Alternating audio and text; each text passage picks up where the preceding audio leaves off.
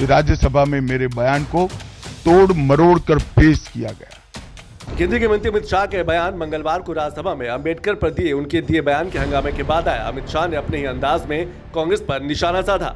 जिन्होंने जीवन भर बाबा साहेब का अपमान किया, जिन्होंने जीवन भर बाबा साहब के सिद्धांतों को दरकिनार किया, जिन्होंने जब तक सत्ता में रहे बाबा साहब को भारत रत्न मिलने नहीं दिया, जिन्होंने जब तक सत्ता पर रहे आरक्षण के सिद्धांतों की धज्जियां उड़ाई, वो लोग आज बाबा साहेब आम्बेडकर के नाम पे भ्रांति फैलाना चाहते हैं। गृह मंत्री अमित शाह की प्रेस वार्ता से कुछ ही देर पहले ही कांग्रेस अध्यक्ष मल्लिकार्जुन खड़गे ने भी एक प्रेस वार्ता करके अमित शाह को निशाने पर लिया था, जिसका पलटवार भी अमित शाह ने किया। मुझे ये मजबूरन कहना पड़ता है कि ये लोग संविधान को नहीं मानते। स्वर्ग और नर्क की जब बात करते हैं तो ये मनुस्मृति की बात करते हैं। इसमें ही लिखा है कि क्या क्या स्वर्ग है, क्या क्या कौन से जाति कहाँ जाएंगे, क्या पढ़े तो क्या हो जाएंगे। ये मानसिकता मोदी सरकार के कैबिनेट मिनिस्टर्स को और मोदी साहब को भी है। कांग्रेस के अध्यक्ष खड़गे जी को भी कहना चाहता हूं, खड़गे साहब, आपका तो कम से कम दायित्व तो बनता है, क्योंकि आप उस वर्ग से आते हो जो वर्ग के लिए बाबा साहब आम्बेडकर जी ने पूरा जीवन समर्पित किया। आपने कम से कम कांग्रेस के एक कुत्सित प्रयास में सपोर्ट नहीं करना चाहिए। मंगलवार को गृह मंत्री अमित शाह द्वारा दिए बयान ने बुधवार को पूरे दिन सुर्खियां बटोरी। अब आपको मंगलवार को अमित शाह के दिए बयान को भी सुनाते और उस बयान के बाद के पूरे विवाद को भी बताएंगे। पहले आप वो बयान सुनिए जिसको लेकर बीजेपी ने विपक्ष पर तोड़ मरोड़ कर पेश करने का आरोप लगाया है।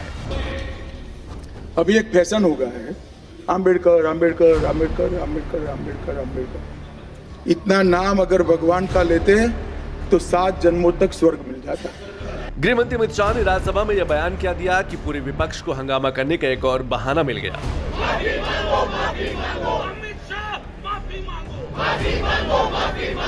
मंगलवार को गृह मंत्री अमित शाह ने डॉक्टर अंबेडकर को सियासी मोहरा बनाने को लेकर विपक्ष पर निशाना साधा तो तिलमिलाए विपक्ष ने बुधवार को सदन के बाहर अमित शाह के विरोध में प्रदर्शन शुरू कर दिया।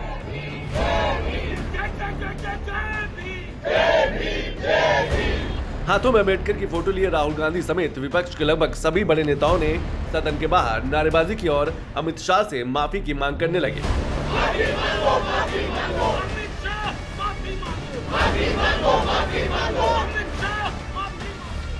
गृहमंत्री अमित शाह के बयान विपक्ष के लिए नसीहत था, लेकिन विपक्ष इसे सियासी मोड़ देकर बीजेपी के लिए फजीहत खड़ा करने की कोशिश में लग गया।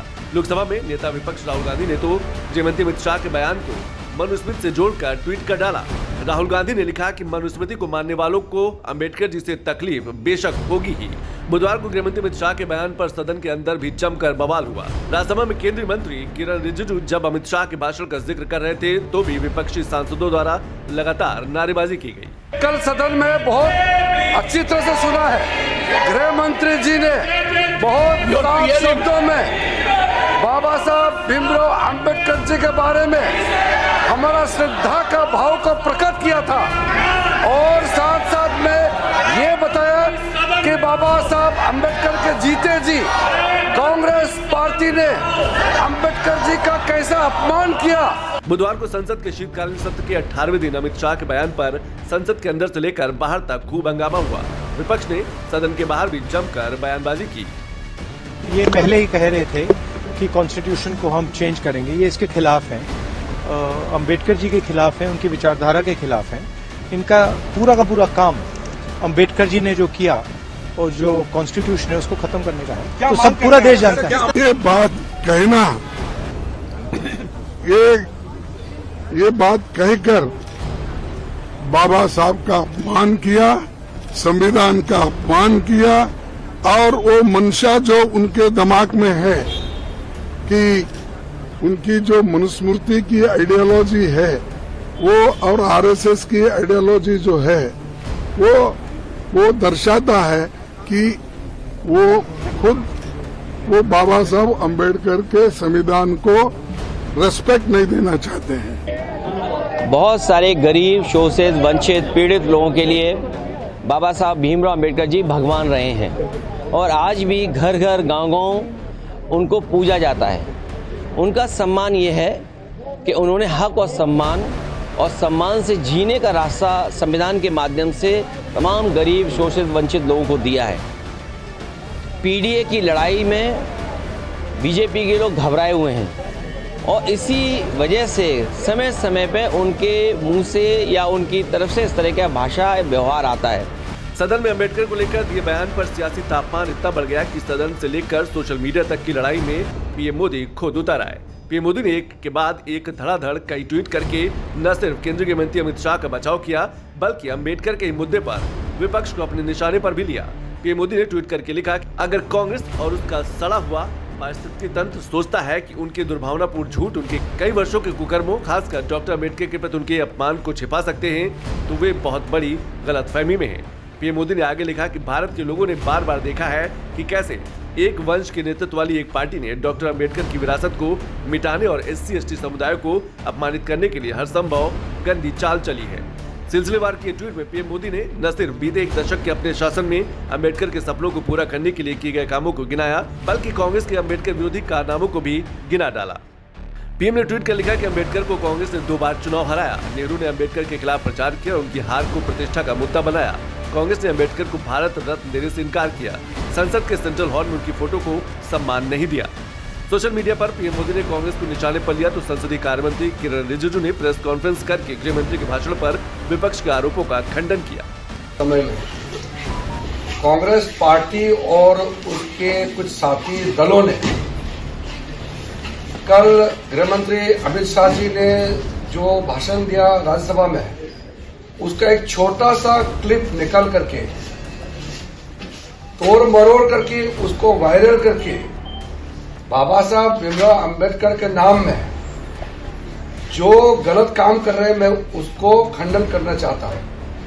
गृह मंत्री जी कल बहुत साफ शब्दों में पूरा अच्छी तरह से बताया कि कांग्रेस पार्टी ने बाबा साहब भीमराव अंबेडकर के जीते जी किस तरीके से उनको तिरस्कार किया, अपमानित किया, उसको वर्णन किया और ये भी कहा कि उन्होंने अंबेडकर जी को अपमानित करके जो पाप काम किया है और अब उस पाप को धोने के लिए बार बार अंबेडकर जी का नाम लेकर के वोट हासिल करना चाहते हैं।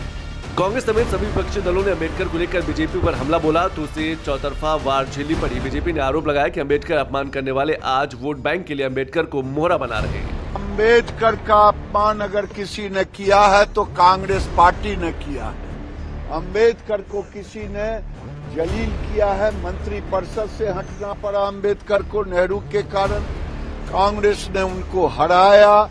कांग्रेस ने जघन्य अपराध किया है अम्बेडकर के साथ। अम्बेडकर जी की सोच थी कि SC, ST, OBC को आगे लाना है, उनको उनका हक दिलाना है। उसके लगातार विरोध करते रही तो कांग्रेस पार्टी करती रही। एक पीढ़ी नहीं 4-4 पीढ़ियों ने विरोध किया है, चाहे नेहरू जी हो, इंदिरा जी हो, राजीव गांधी जी हो या अब राहुल गांधी जी हो। और राहुल गांधी जी ने तो अमेरिका में जाके यहां तक बयान दे दिया कि कैसे आरक्षण को खत्म करने की सोच है। जो नेहरू जी अम्बेडकर जी को हराने के लिए प्रचार करने स्वयं पहुंचे थे, आज उन्हीं की ही चौथी पीढ़ी को अम्बेडकर जी की फोटो लेकर उतरना पड़ा, क्योंकि कांग्रेस का काला चिट्ठा खोलने का काम अमित शाह जी ने किया है, उनकी सच्चाई को सामने लाने का काम किया है। बाबा साहब भीमराव अंबेडकर जी जो सरकार में पहली बार आजादी के बाद मंत्री थे और जब उन्होंने दलितों की बात की तो जवाहरलाल नेहरू ने जो उनकी उपेक्षा किया, जब फॉरेन पॉलिसी की बात किया जो उपेक्षा किया, उनको मजबूर किया कि उनको इस्तीफा देना पड़ा। फिर जब वो चुनाव लड़े तो कांग्रेस पार्टी ने उनको हरवाया। ये तो फैक्ट है। अगर इस बात को श्री अमित शाह जी ने कहा तो अब उनको लगता है कि पूरे देश के सामने कांग्रेस का चेहरा बेनकाब हो गया। अम्बेडकर को लेकर बरपे हंगामे की कहानी क्या है वो भी जान लेते हैं। दरअसल मंगलवार को गृह मंत्री अमित शाह अपने भाषण के दौरान डॉक्टर भीमराव अम्बेडकर की विरासत पर बोल रहे थे, तभी उन्होंने कांग्रेस पर अम्बेडकर को लेकर आरोपों की बरसात कर दी। अमित शाह ने कहा कि अम्बेडकर का नाम लेना एक फैशन हो गया है। अमित शाह ने कांग्रेस से सवाल किया कि अम्बेडकर जी के प्रति आपका भाव क्या है। तत्कालीन नेहरू सरकार की नीतियों की वजह से अंबेडकर जी ने देश की पहली कैबिनेट में इस्तीफा दिया। अंबेडकर जी नेहरू सरकार की विदेश नीति और आर्टिकल 370 से असहमत हैं। राज्यसभा में अमित शाह के दिए गए इस बयान पर जो हंगामा बरपा है वो हाल फिलहाल में थमता नहीं दिख रहा। इसमें भी कोई दो राय नहीं कि अमित शाह के बयान के बाद विपक्ष बैकफुट पर है, क्योंकि अमित शाह के आरोपों में आधार भी है और उन आरोपों पर नेहरू सरकार के अंबेडकर को लेकर रवैये पर इतिहास की मुहर भी है।